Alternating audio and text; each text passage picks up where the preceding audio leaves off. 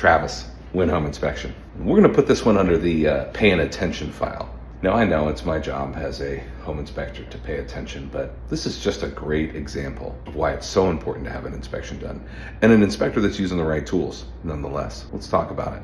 What we're looking at is an electrical panel in a home from 2007. Pretty standard electrical panel, just looking at it. Doesn't appear to be anything that's glaring.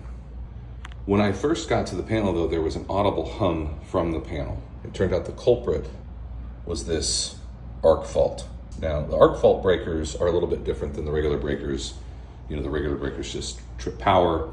There are GFCI outlets on the house. And if you don't know what GFCI, that's the ground fault circuit interrupters. Those are the ones that are attached to outlets that are within 6 feet of a water source. So basically the length of an electrical cord to a water source. So that what happened in Groundhog's Day to Port Bill Murray would have happened had that outlet been GFCI. So that's not what we're talking about. We're talking about arc faults. Arc faults are generally associated with bedrooms or living spaces, and those are designed to trip when you have a fault in something like a space heater or an electrical blanket, and then that'll trip because that is one of the primary sources of fires in residential homes.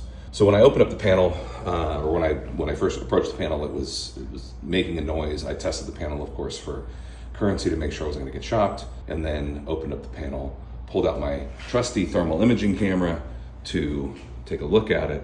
And if we take a look at that, now that breaker I turned off once I realized it was that one, and that was about 15 minutes ago, and it's still 20-ish degrees warmer than everything else in that panel.